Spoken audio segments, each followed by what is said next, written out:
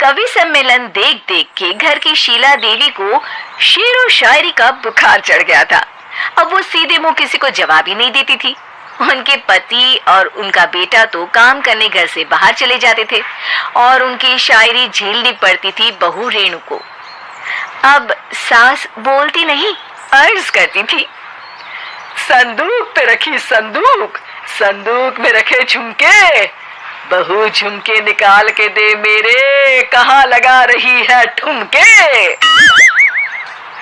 माँ जी, झुमके तो आपके निकाल दूंगी मैं, लेकिन आपके दिमाग से ये शायरी का भूत कैसे निकलेगा? छोटे लोग नहीं समझेंगे, शायरी है शौक बड़ा, तू अपने काम से काम रख, मेरे काम में मत टांग अड़ा। शौक अलग बात है, लेकिन हर चीज में अपना शौक डाल देने से जग हंसाई हो सकती है सासू माँ। अरे मैं हूँ एक नंबर कलाकार, कोई ऐसी वैसी बला नहीं, तुम घर के कामों में उलझी, समझोगी मेरी कला नहीं।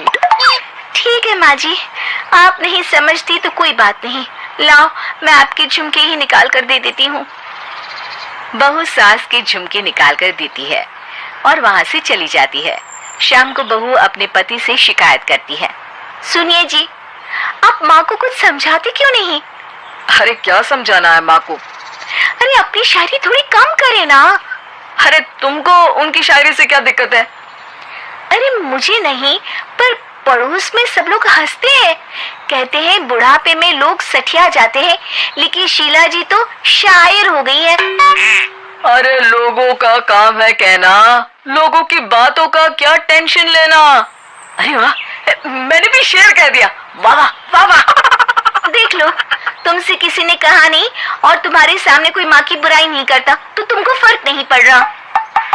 अरे तुम खामखा की बात का बतंगड़ बना रही हो। चलो चाय बना कर ले आओ मेरे लिए, साथ पियेंगे, कोई ढंग की बातें करेंगे। रेणु चाय बनाने लगती है। पहले वो अपने पति को चाय देती है, फिर सास को और आखिर में अपने ससुर को। लेकिन वो देखती है कि ससुर जी कुछ परेशान से हैं। क्या हुआ ससुर जी, कोई बात हो गई है क्या? अरे तेरी सास बात बात पे शायरी करती है। कल मैंने पूछा कि खाना खाया तो तेरी सास ने क्या जवाब दिया पता है? अरे गलती की और आरोपी ने कोड़े खा लिए फटाफट, खाना तो नहीं पर पकोड़े खा लिए झटाझट। अब बता क्या जवाब दूं इस बात का?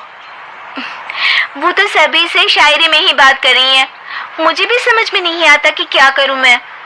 बेटा उसको उसी की भाषा में जवाब देना पड़ेगा, मैं तो आम बातचीत में भी उसके सामने कुछ नहीं बोल पाता, शायरी में क्या बोलूंगा भला। ससुर ने जैसे ही कहा कि उसको उसी की भाषा में जवाब देना पड़ेगा, बहू को ये बात जच गई।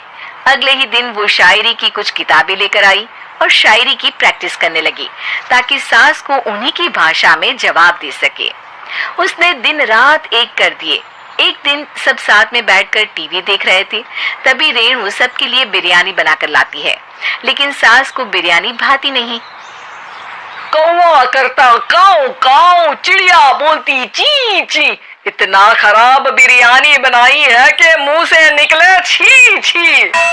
बस इसी मौके का तो बहू को इंतजार था, क्योंकि अब बहू सास को उसी की भाषा में जवाब देने के लिए तैयार थी।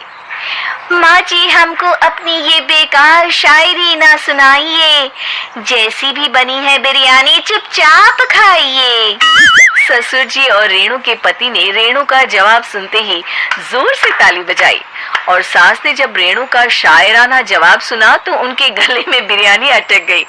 बहू ने एक और शायरी का तीर छोड़ा।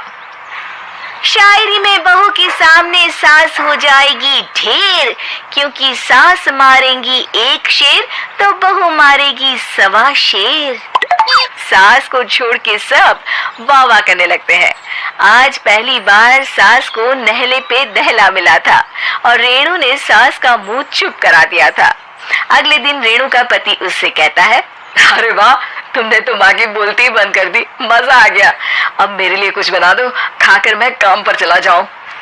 शायरी ही है मेरा जीवन, वही करूंगी जी भर के। नौकरानी रख लो कोई, काम नहीं करूंगी मैं घर के। अरे तुम क्या माँ जैसे हरकतें करने लगी, सीधे सीधे बात करो ना। हो गई कल शायरी, रोज थोड़ी ना करोगी। शीशी भरी गुलाब की पत्थर पे फोड़ दो, जो मुझे शायरी से रोके उसके कान मरोड़ दो। पति घबराकर वहां से चला जाता है और बाहर उसके पिताजी के पास जाकर बैठ जाता है। दोनों अपनी बीवियों की शायरी से परेशान है। ससुर को पछतावा होता है कि क्यों उसने बहू को सास की भाषा में ही जवाब देने का आइडिया दिया। अब तो घर में दो शायर हैं। दोनों एक साथ दुखी स्वर में कहते हैं, हम दोनों की ही बीवियां जब से शायर हो गई है, क्या बताएं जिंदगी एक फटा हुआ टायर हो गई है।